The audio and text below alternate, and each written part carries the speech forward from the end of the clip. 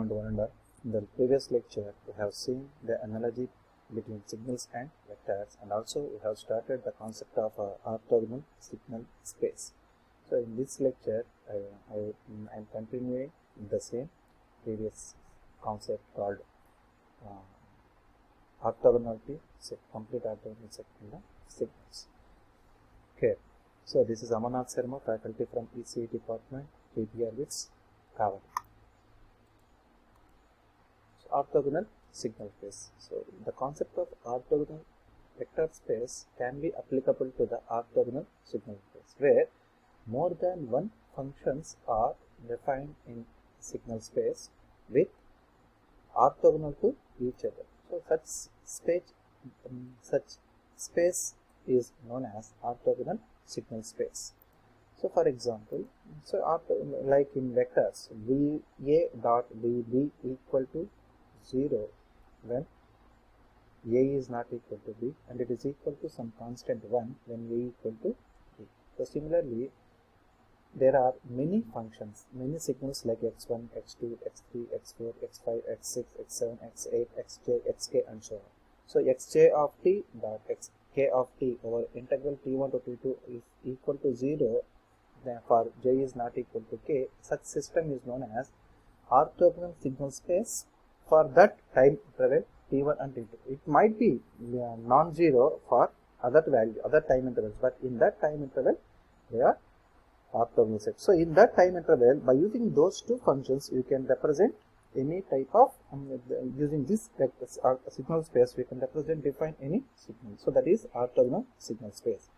So if it is representing in orthogonal signal space, then the function could be approximated by using number of orthogonal functions in the space. That is f of t, the function is approximating now c1 x1 of t plus c2 x2 of t plus c3 x3 of t plus c4 x4 of 4 and so on. Plus in this approximation there might be some sort of error, that is fe of t, that is what is given in the last function. It is fe of t is the error function in this approximation. Then what is these c1, c2, c3? In c12 in the previous session I have shown that c12 indicates the similarities of the component of f1 along f2. Similarly, c1 is the component of f of x along x1.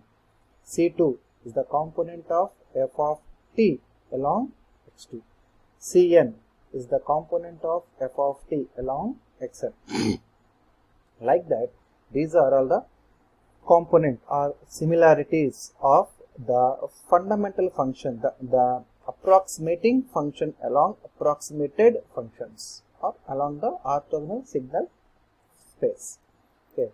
So in this approximation, fe of t is equal to f of t is equal to, from rewriting the same equation, you will get like this. Fe of t is equal to so and so. So mean square error, say mean square error can be approximately error is equal to 1 by t2 minus t1 f2 of t into. So this is, on substituting this function here, you will get like this, and approximately a minus b whole square, a square plus b square minus 2ab. If you approximate like that and equating d1 t equal to 0, then it left with this only function. d by dck of 1 by t2 minus t1 is equal to 1 by t2 minus t1 integral t1 to t2 f of t minus sigma r equal to 1 to n equal to 0. So on solving this above equation, you will get ck is equal to integral t1 to t2 f of t into x2 of xk of t dt divided by. So this function is similar to that of the formula which is there in c12. c12 is equal to integral t1 to t2 1 to f1 of t into f2 of t divided by f2 square of t. Here also f1 of t place we are having f of t, f2 of t place we are having the signal space component xk, and denominator say xk of t. So ck will give the coefficient of the kth coefficient or kth similarities of f of t along xk function. So ck is equal to c1 to f2. So if ck equal to 0, then f of ft and k2 are similar are to be what it is said orthogonal functions. So that is orthogonal checking condition. From that you will get these values. kk is this denominator value, which is equal to some constant, as I given that in the previous one. So kk is there now. Say integral t1 t2 is equal to some constant. If it is vectors, dot product va dot va equal to 1, vb dot vb equal to 1, v1 dot v1 equal to 1, because v1 cos theta cos 0 is equal to 1. Okay. So like that you will get the same function. So here that is C. So this is the condition for the orthogonal signal space. Next we are having closed and complete. So if this condition is satisfied, then that is called orthogonal signal space, that is called closed set of functions. Examples for the closed set of functions: trigonometric functions are the best example for the closed set of functions. Sine function, cos function, sine and cos functions, cos and sine functions, all these are orthogonally. Exponential functions, Taylor series, all these are all closed set. Well, by using these closed set, we can approximate a new function. That is the advantage. Next we are going to the Fourier series. The concept of Fourier series is defined given from the Joseph from Fourier. He is a French mathematician. So he initialized the Fourier series and Fourier transform and their applications. Especially he has given in its mathematics, but later, as we are having a similarity between vectors and functions, so you can approximate the same thing towards our signals also.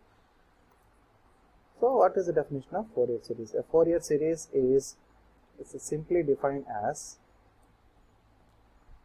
representing x of t function is a sum of orthogonal set or closed complete set. That is a Fourier series. So types of Fourier series, there are usually trigonometric Fourier series and exponential Fourier. In your syllabus we are having, but there are many other. We can use Taylor series also, but in our syllabus we are having only these two: trigonometric Fourier series TFS and exponential Fourier. First I am starting with the trigonometric Fourier series. So any function x of t can be approximated. Any function can be approximated over t1 and t1 plus t by using a closed set of trigonometric functions. As closed set of trigonometric functions means it is having sine as well as cos terms, is equal to x of t equal to a naught plus sigma n equal to minus infinity to plus infinity an cos n omega naught t plus bn sin n omega naught t. So this is the approximation over the interval t naught to t naught plus capital T, where a naught, an and bn are known as trigonometric Fourier coefficients, which they will give the similarities of the function, like in your constant c1 c12 is there now. Similarly these are all give the Fourier coefficients. They give the similarities of these functions along the cos, along the sine functions. So a naught is defined as a naught is equal to integral 1 by t integral t naught to t naught plus cap over a complete period x of t dt.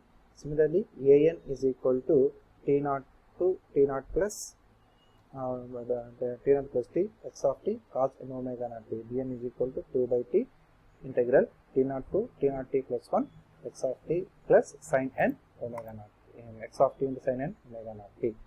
Similarly, exponential Fourier series. Exponential Fourier series is exponential functions also a complete closed set, and this e power j n omega naught n is equal to 0 plus or minus 1 plus or minus 2 will give the closed set, is an orthogonal function over the time period, and f of t can be approximated using exponential Fourier series as f of t is equal to sigma n is equal to minus infinity to plus infinity fn e power j n omega naught t over t naught comma t naught plus capital T, where fn is the Fourier exponential Fourier coefficient, and is given by fn is equal to integral 1 by t integral t naught to t naught plus capital T f of t e power minus j n omega naught t e power minus j n omega naught t. So what is there any relation between exponential and trigonometric? Yes, definitely there is, because trigonometric functions and exponential functions are closely related, because sin theta, e power j theta is equal to cos theta plus j sin theta. Similarly, cos theta is equal to e power plus jx minus e power minus jx by 2j, like that we are having some relation. So by using those relations, we can approximate the coefficient of trigonometric and exponential Fourier series by using these relations. So these two are the trigonometric Fourier series equation and exponential Fourier series equation, and the Fourier equations are approximately a0 is equal to f0, an is equal to fn plus f minus n, and bn is equal to j into fn plus. Similarly, fn, the exponential coefficient is equal to 1 by 2 integral an minus bn, and f minus n is equal to 1 by 2 into an plus j dn. So these are all the relation between the trigonometric and exponential Fourier series. So coming to properties of Fourier series, there are in this approximation we are using the notations like this. X1 and X2 are the periodic function over the period t with Fourier coefficients of Cn, and X1 is having the Cn coefficient and Dn coefficients for X2. First property is linearity property. Linearity property states that if x1 is having its Fourier series coefficient as Cn and x2 is having its Fourier series coefficient as Dn, then ax1 of t plus bx scaled input is equal to scaled coefficients. Similarly, time shifting property. Time shifting property is if x1 of t is Fourier coefficient with Cn, then the time shifting property x of t minus t naught is Fourier series coefficient with e power minus jn omega naught t naught into Cn. Similarly, time reversal property. So if x1 of t x of t is Fourier coefficient with Cn, then x of minus t is having its coefficient as minus Cn. Just replace n with minus n, you will get the x minus t coefficient. Similarly, time scaling property. Time scaling property, x of t is Fourier series coefficient with Cn, then its scaling property x of alpha t, we are scaling the independent variable Cn. It is having the same Cn coefficient, but the frequency is shifted by alpha terms. It is an important point you should remember. Time differentiation property. If x of t is having Cn coefficient, then its differentiation d by dx of x of t is having its coefficient of jn omega naught Cn. So next, time integration property. If x of t is having Cn coefficient, then integral minus infinity to t, that point x of tau, because x, if you replace this one x of t, so we are integrating x of tau d tau is having its coefficient as Cn by jn omega naught t. If initial value c not equal to 0, you should remember this one. If it is not equal to 0, it is not possible to use this property. Remember, keep that in mind. And convolution property. Convolution property states that convolution in one domain is equal to multiplication in another domain. So if you are having Fourier coefficient as Cn and Dn for x1 and x2, then the convolution between x1 and x2 is equal to some t from transformation into Cn and d2, some constant into Cn and Dn. Modulation property. Modulation property is multiplication property. So x1 and Cn is having Cn and Dn are having the Fourier coefficients of x1 and x2. Then x1 into x2 is having its Fourier coefficient as sigma l is equal to minus infinity to plus infinity cl into dn minus 1 minus l. So next, conjugation and conjugate symmetry property. If x of t is having its Fourier coefficient as Cn, then x conjugate as having its Fourier coefficient as x star of minus n. Complex functions here. And Parseval's theorem, important theorem. The Parseval theorem or theory of property, theorem or theory property is if x1 of t is having if x1 of t having Cn coefficient, then x2 of t is having Cn coefficient, then Parseval's relation states that integral x1 of t convoluting with x2 of t is equal to sigma n is equal to minus in plus infinity Cn dn of t. So these are all the main properties. If x1 equal to x2, then mod of x2 square is equal to Cn square. So these are all the main properties of the. Next we will discuss about the complex Fourier spectrum. Thank you.